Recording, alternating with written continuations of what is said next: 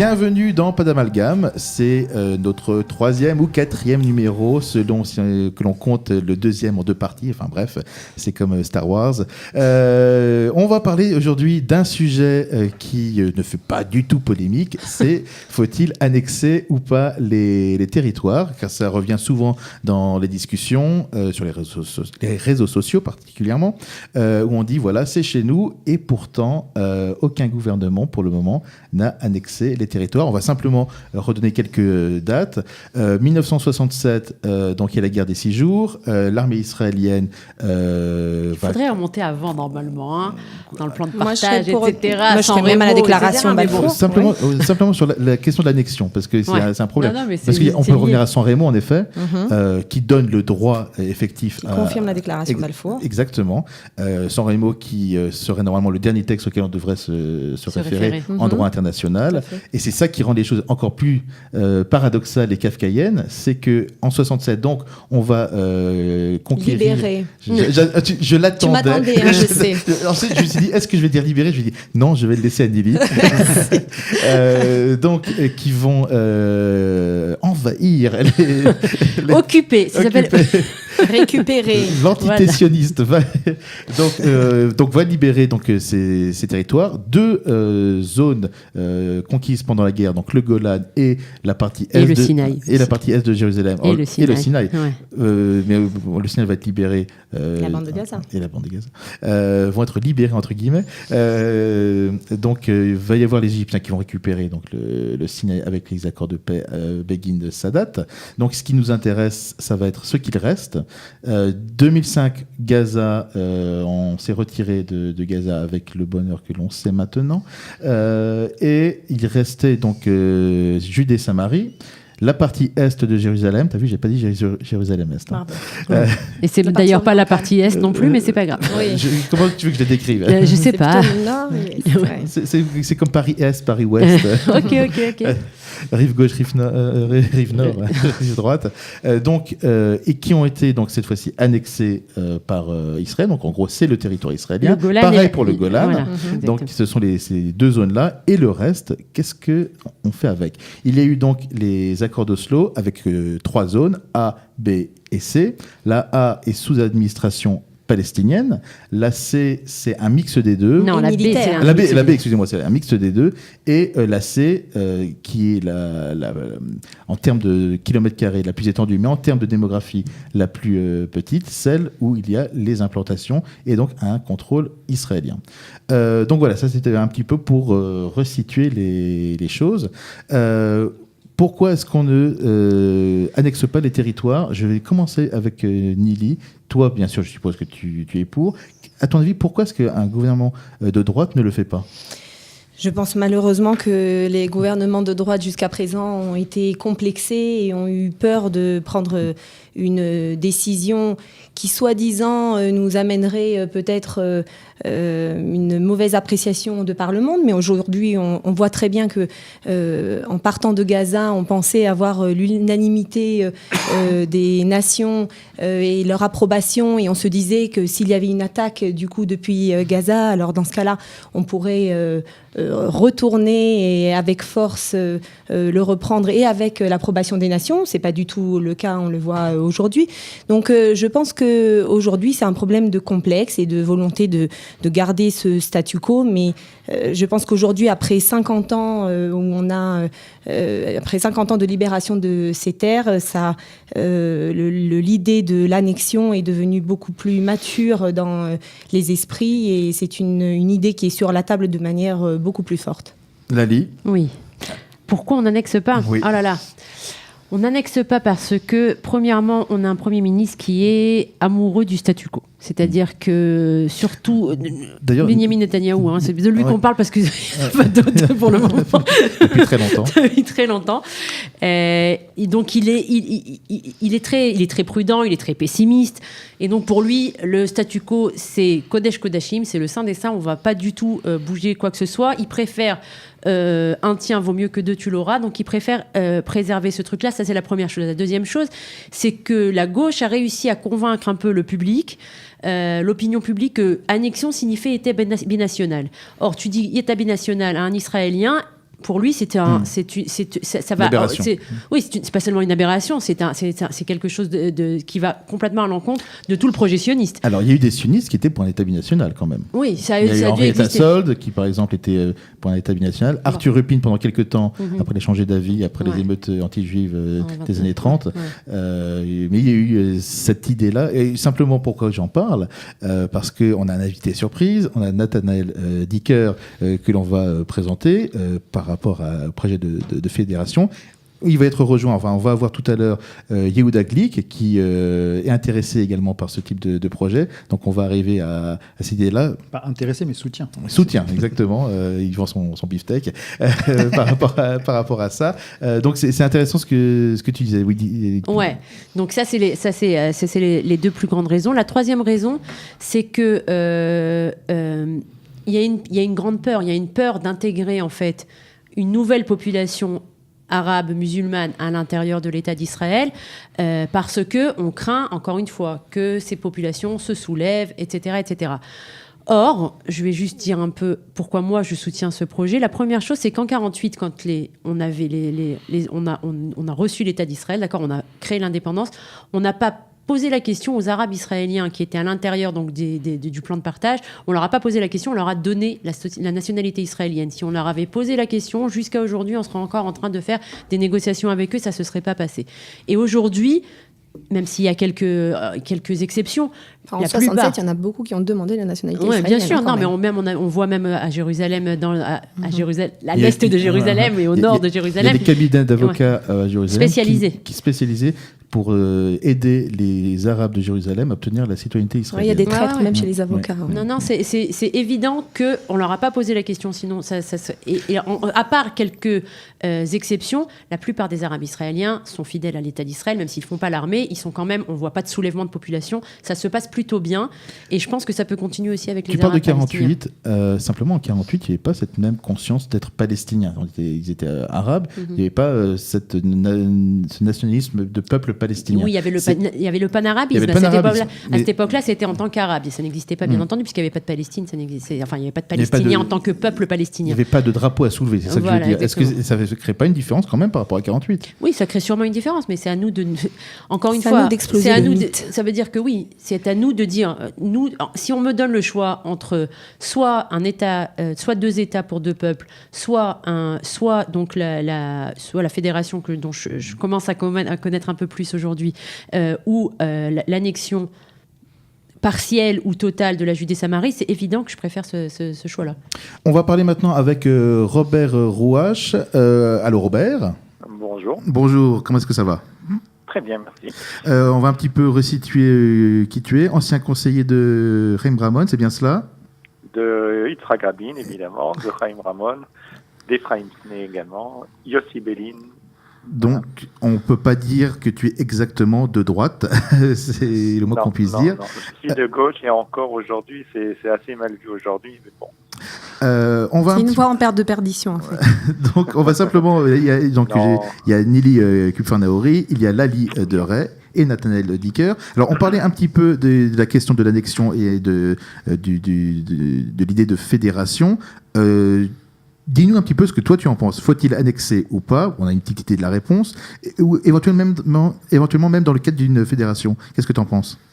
Bien, écoutez, d'abord, si l'annexion aurait été aussi bien de la Judée-Samarie et aussi bon pour l'État d'Israël, cela aurait dû être fait depuis déjà une vingtaine d'années. N'oubliez pas que M. Sharon a dirigé, donc il n'était pas de gauche, Olmert a dirigé, et surtout aujourd'hui Netanyahou.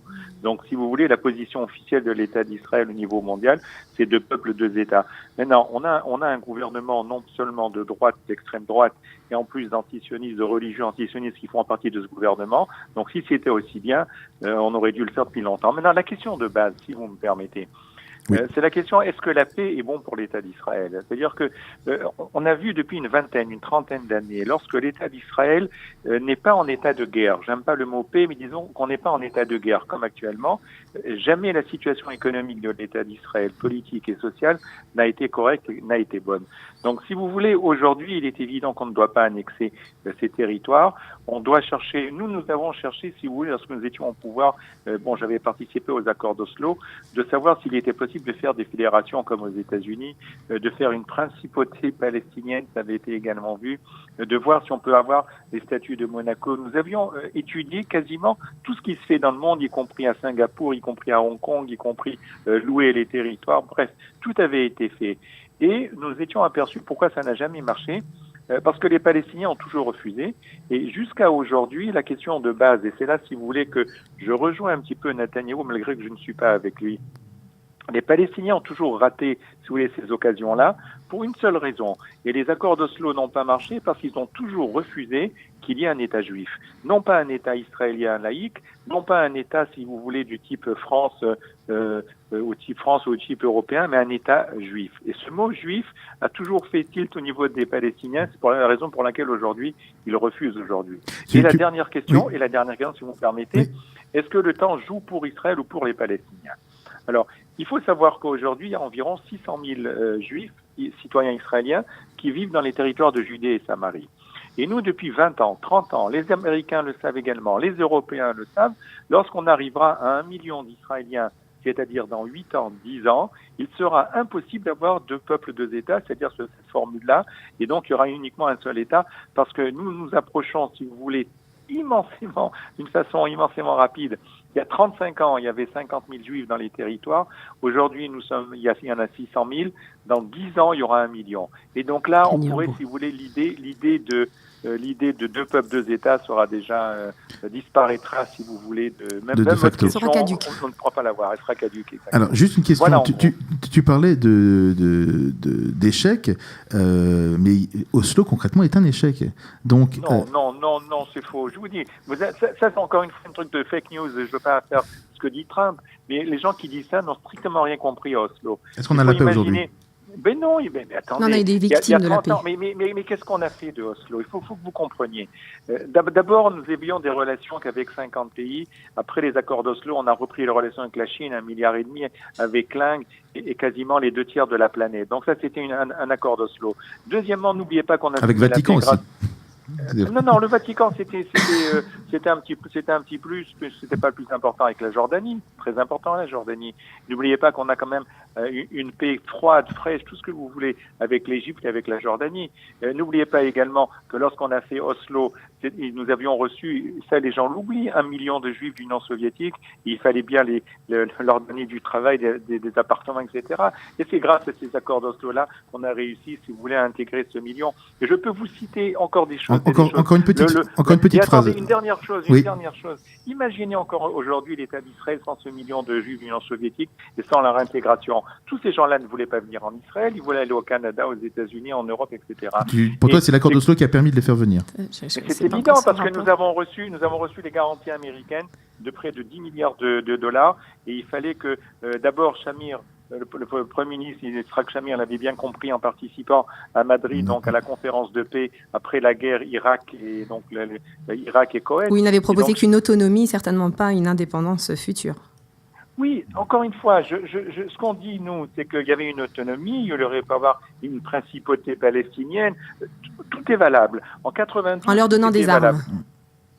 En leur donnant des armes, c'est évident. Les armes qu'ils ont reçues, ils ont aujourd'hui près de 100 000 armes, c'est des fusils. Ils n'ont pas ni tanks, ils n'ont pas d'avions, ils n'ont pas d'hélicoptères. C'est normal que si on veut, si vous voulez, qu'il y ait 4 millions de Palestiniens qui s'autodirigent, et encore une fois, ces armes ont servi. Parce que oui, on a vu contre qui elles ont servi d'ailleurs. Mais je vais vous expliquer. Juste en une phrase. Vous imaginez, non, pas les accords d'Oslo. Vous habitez à Jérusalem actuellement, il y a 900 000 habitants. Est-ce que vous savez qu'à Ramallah, à 20 km, vous avez près d'1 million de Palestiniens, Ramallah et la banlieue, près d'1 million de Palestiniens qui vivent. Et ce million-là, c'est pas nous qui les dirigeons, parce que avant que nous ayons fait Oslo, il fallait dépenser d'abord tous les soins de santé pour les Palestiniens. Moi, je me rappelle quand j'ai participé aux accords d'Oslo, j'ai donné les hôpitaux. Ces hôpitaux nous coûtaient près de 2 milliards de shekels par an. Qu'on ne paye pas aujourd'hui, c'est les Français, c'est les Européens, Américains qui payent tout ça. Donc n'oubliez pas qu'on se débarrassant, j'allais dire, du fardeau palestinien en 92 avec les accords d'Oslo. Les conseils politiques parlent beaucoup. Mais non, on a permis aux Palestiniens, on a permis à Israël d'économiser près de 10 milliards de shekels par an. Et ça, les gens l'oublient tout ça. Mais enfin bon. On a dû redépenser en dépenses militaires et en budget militaire pour maintenant essayer on va pas relancer c'est faux et archi faux. On pourra faire un débat. N'oubliez pas. Non, mais c'est très important. Oui, mais on pourra faire un débat spécifiquement sur Oslo. Non, il y avait 50 000 soldats qui étaient faits pour la sécurité. 50 000 soldats, c'était la moitié de l'armée d'Israël. Et tous ces trucs-là, on ne dépense pas. On vous mettra pas d'accord, en tout cas, je pense, aujourd'hui. En tout cas, merci beaucoup d'être intervenu, parce qu'on avait besoin également d'avoir une autre voix contre l'addiction et pour les deux États. Donc peut-être, j'espère, une prochaine fois en studio. Merci beaucoup d'avoir répondu à ces quelques petites questions, en tout cas. Bonne journée. Merci beaucoup. Au revoir. On va enfin parler avec Nathanaël Dicker. Tout à l'heure, il va y avoir Yehuda Glick qui va un petit peu exposer le projet de fédération, parce que ça peut être une solution éventuellement plus ou moins intermédiaire entre les deux. Nathanaël, présente-toi en quelques mots. Alors moi, Nathanaël Dicker, j'ai fait mon allié en 2003. Je viens de Suisse, de Genève. Tout s'explique. C'est pour ça les cantons et la fédération. Donc, bien sûr, ça me parle. Donc, je vis aujourd'hui à Kochav Yaakov depuis 2011. Et justement, en vivant dans les territoires, pour moi, c'est une évidence. Et voilà, c'est venu comme ça. T'as l'impression de déjà vivre dans un système fédéral ou... Alors, c'est intéressant parce que quand le tram passe, par exemple, par Jérusalem, on passe par Shafat, où on voit tous les magasins écrits en arabe. Moi, ça me fait penser aussi quand on va en Suisse allemande et puis tout est marqué en allemand. Et voilà. Quelle horreur. C'est quoi ça? Donc voilà, quand on a vécu, en fin de compte, c'est plus facile, en tout cas pour moi, de voir cette solution. Et du coup, je me suis penché en fait là-dessus, par hobby au départ. Et un ami, Michael Lev, m'a fait présenter quelqu'un qui avait déjà étudié, un Israélien de souche, qui a épousé carrément... ce modèle fédéral suisse. Et du coup, moi, j'ai trouvé qu'il y avait quand même des consonances avec le judaïsme. D'une part parce que... Le judaïsme suisse, c'est merveilleux. Juste une petite chose, d'ailleurs c'est une question qu'on pourra poser d'ailleurs à Yehuda Glick, mais on n'est pas des Suisses ici. Est-ce que c'est pas également une petite problématique, peut-être une grosse problématique, c'est-à-dire que ça ne règle en rien les problèmes de guerre de religion qu'il y a dans ce coin de la terre. Partout. En quoi est-ce que ça règle les problèmes existentiels du mont du Temple, du caveau des patriarches de Hebron, de tous les endroits où nous avons des sites historiques et des lieux de pèlerinage auxquels nous n'avons pas accès aujourd'hui? En quoi ça règle, par exemple, ce problème? Alors, d'une part parce qu'on donne la voix, justement, au peuple. Le peuple devient souverain, d'une part. Donc ça évolue, en tout cas, dans le bon sens, puisqu'en fin de compte, le peuple participe à la vie politique concrètement. Donc toutes les questions qui nous interpellent, que ce soit au niveau local, voilà, donc là vous parlez des patriarches, des tombeaux des patriarches, alors c'est un niveau local. Donc qu'est-ce que dirait le canton de Hebron concernant le caveau des patriarches? Exactement, donc après il y aurait des votes, il y aurait des questions... Si c'est un canton arabe, donc en quoi est-ce que les habitants de Hebron pourraient nous donner un droit... Voilà, concrètement, il y a une majorité arabe à Hebron, il y a un vote pour savoir ce que l'on fait. Les Arabes disent, par exemple, on n'a pas envie que les Juifs y aillent. On donne plus accès au caveau des patriarches. Non, mais c'est pas possible. Attends, on est bien d'accord. À mon avis, c'est une évidence que dans le cadre de la fédération, les lieux de culte, ça rentre pas à l'intérieur d'un vote. Les lieux de culte, ils appartiennent pas à la région. Ah non, c'est horrible. Et puis, est-ce que ces cantons seront Judenrein? Alors, en fait, ce qui se passe, c'est qu'en Suisse... Sans juif, je traduis de l'allemand que je comprends parfaitement. En Suisse, ce qui se passe, c'est qu'il y a quand même eu une histoire aussi, de 700 ans. Et il y avait aussi les catholiques et les protestants. Il y a eu la guerre. Ça ne s'est pas fait aussi en un jour, comme ça, où on voit la paix et prospère. Donc, par exemple, il y a Bâle-Campagne et Bâle-Ville, qui est un canton séparé. Bâle-Ville, il y a Belleville et Bâle-Ville. D'accord. Okay. Belleville, c'est pour les thunes et les Suisses. Et par exemple, il y a des antécédents avant, il y a une histoire avant. Maintenant, aujourd'hui, on en rigole. Mais aujourd'hui, il y a 3 cantons peut-être, après il faut bien comprendre en fait. C'est pas une solution miracle. Ça va être une participation du peuple. Donc du coup, chacun il va y mettre de sa sauce.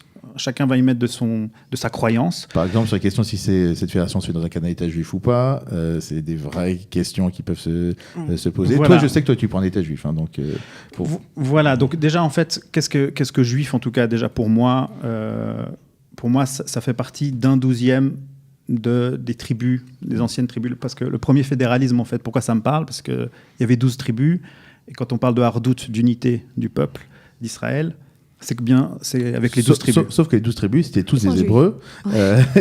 Hébreux, exactement. Exactement. Et donc, quoi, exactement. C'est un petit point de détail que les Palestiniens ne sont pas hébreux ou juifs. Non, mais par contre, israéliens. Donc on serait en fait israéliens ou... comme on nous appelle, des gens qui parlent hébreu. Donc il y a cette identité, en fin de compte, qui va changer. Parce qu'en fait, le juif, ça démarre d'où ? De la galoute, quand on était en exil. Et de redevenir hébreu. Et de redevenir hébreu, exactement. Ça te parle, Nili ? Justement, par rapport à cette idée de fédération, vous deux, vous en avez déjà un petit peu entendu parler, ou c'est la première fois ou Moi, c'est vraiment la première fois que j'en entends parler. Et je vais te dire, je me demande si c'est pas... Je comprends la logique et ça me parle d'Afka, mais je me demande si c'est pas aller trop loin.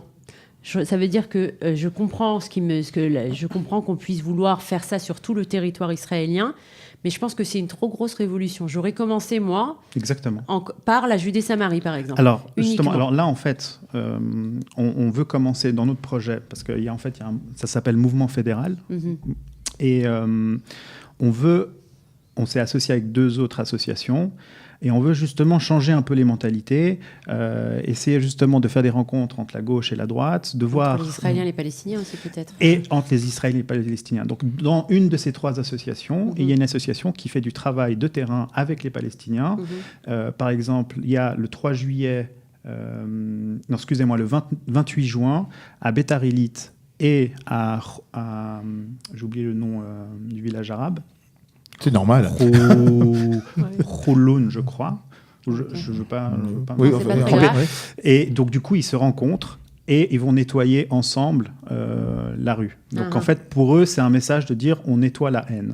Juste par rapport à ça, on va voir avec Yehuda Glick, on va interviewer dans quelques instants, qui va nous donner un petit peu plus de détails, son point de vue en tant que membre de la Knesset, son expérience avec cette idée de fédération, comment il l'a découvert également. Donc on va voir cela tout de suite avec lui.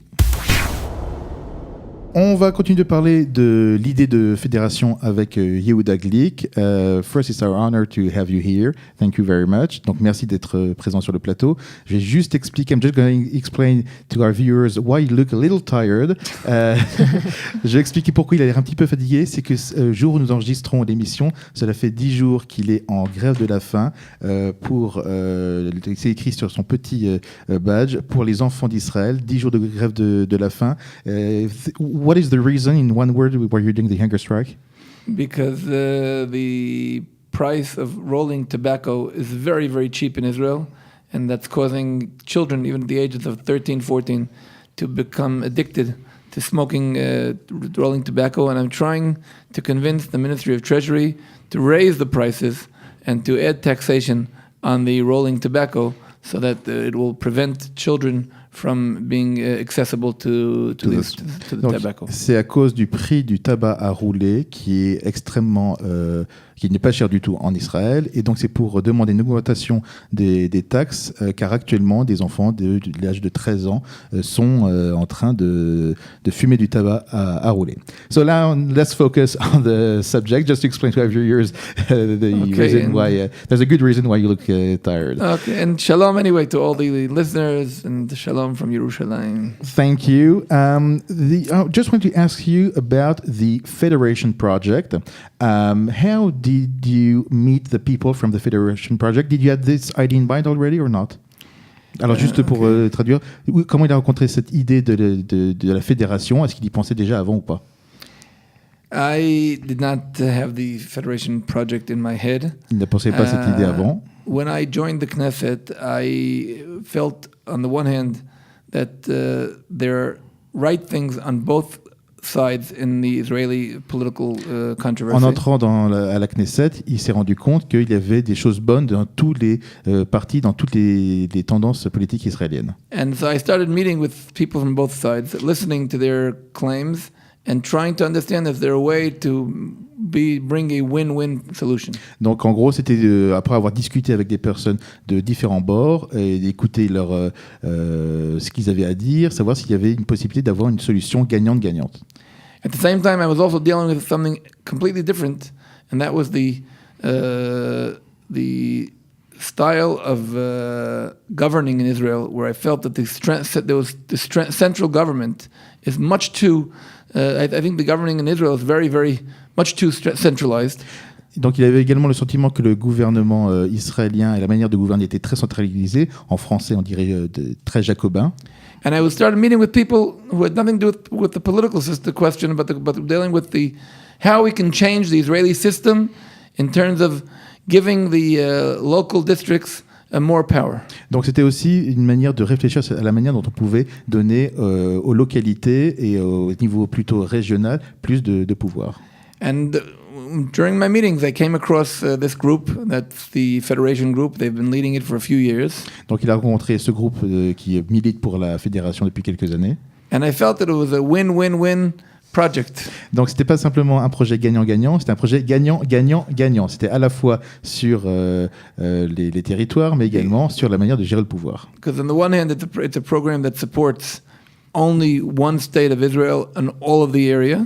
Donc ce projet de fédération soutient une gestion unique d'un territoire israélien sur l'ensemble des territoires actuels. It confronts and does not ignore the demographic questions that the one-state solution puts in front of us. Ça n'ignore pas non plus les problématiques démographiques que pose la solution à un seul État. And it also brings about the trying to smoothen or to confront the centralization issue. Et ça permet également de faire face à cette problématique de centralisation du pouvoir, de cette concentration du pouvoir sur la capitale. And already for more than a year, I've been meeting with people from the left and the right who both support this program. Et il a rencontré des personnes à la fois de droite et de gauche qui soutiennent ce projet. And I'm very happy that we have a program that can unite the people, and I think it's something that the Palestinians will also gain from. Et il pense que ce programme-là pourrait être également au bénéfice des Palestiniens. Talking about the Palestinians, have you met Palestinians concerning this?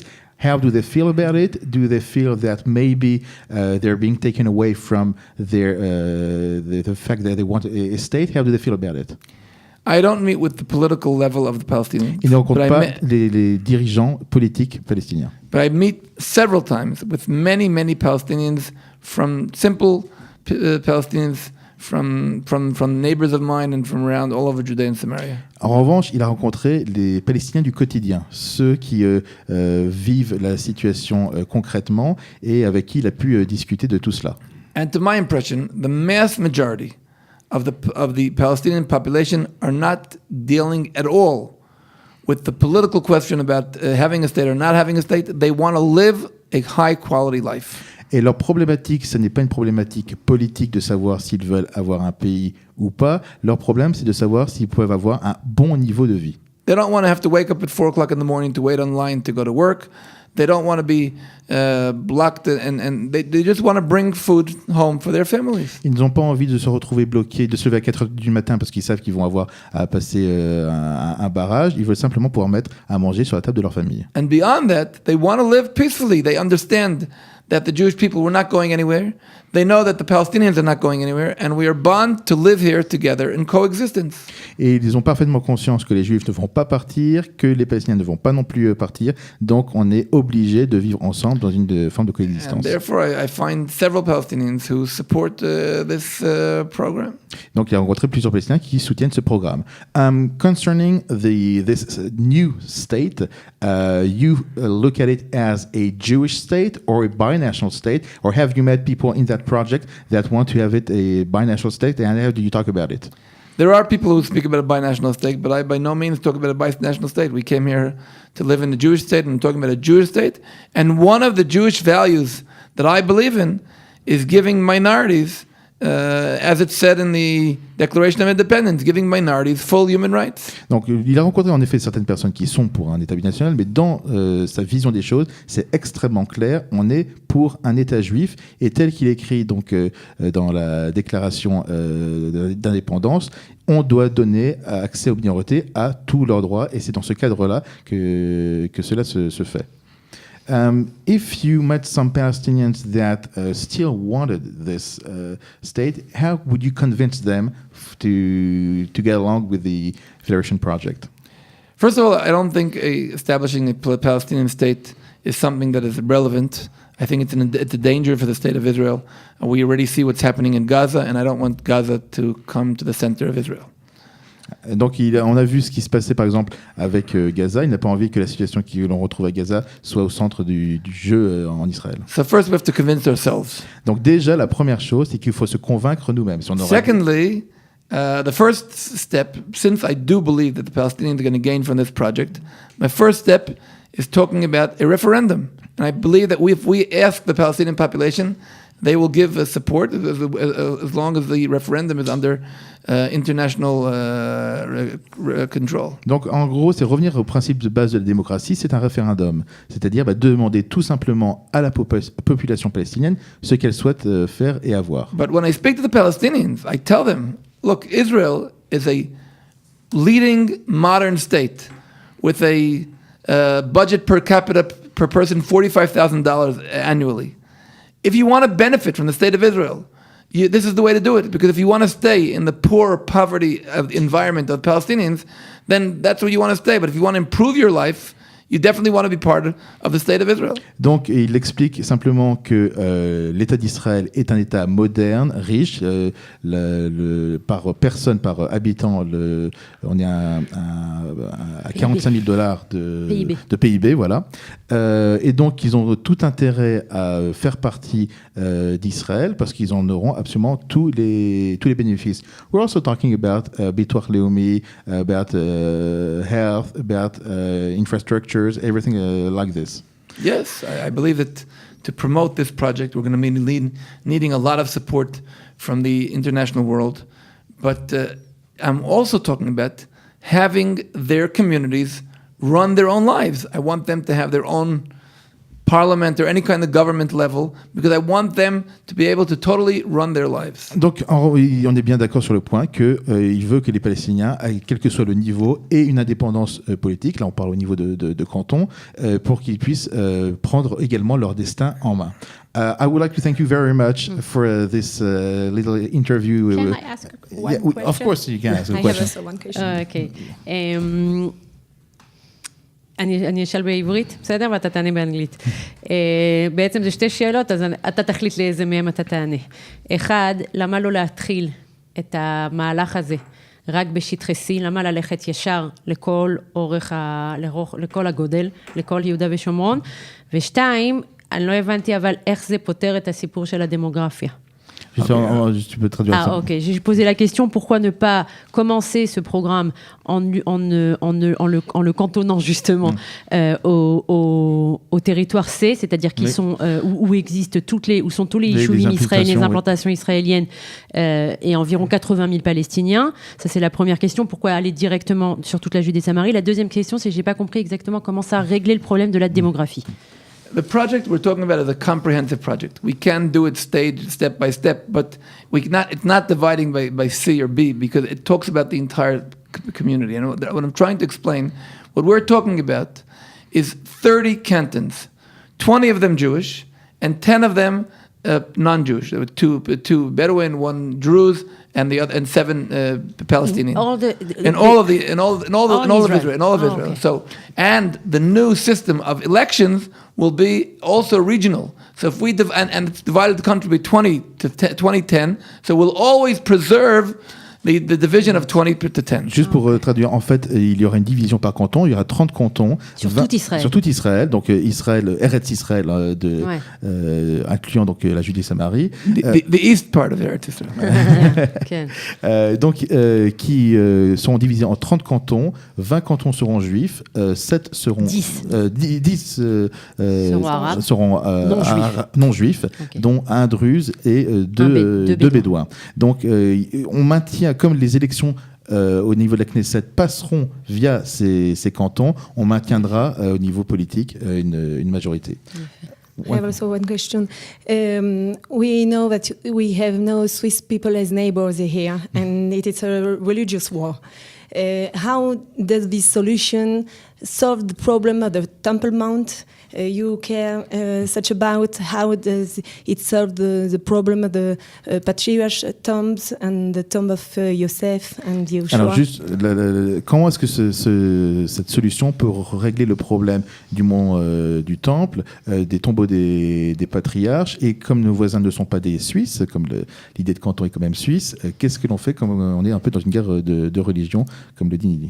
By all means, I know that it's not talking only about a political issue, it's a national issue, it's a religious issue, it's a historical issue. But I believe two things. First of all, as a religious person, I believe God's name is Shalom. And if we convince our neighbors, and it won't happen in one day, but if we convince them that our goal is to reach Shalom and that they will only gain from it, I am sure they will be partners. We didn't try. And we've tried, and we see that in Israel, 20% of the Israeli population is Arab population, and they're living peacefully with us. There's no reason why the Palestinians, who are the same families as the Arab Israelis, cannot live in the same way with us. Donc, en tant que personne religieuse qui croit en Dieu, il pense que l'un des noms de Dieu, c'est Shalom, c'est la paix. Et donc, ça ne se fera pas en un jour, en 2 jours, en 10 jours, mais on doit continuer à essayer de les convaincre. Il y a déjà 20% de la population israélienne qui sont arabes, et ce sont les mêmes familles qu'il y a de l'autre côté, les mêmes tribus, c'est le terme exact d'ailleurs, les mêmes familles, et on vit déjà en paix avec eux, donc il n'y a pas de raison que ça se passe de la même manière de l'autre côté. Thank you very much. Thank It was you. a great honor to have you.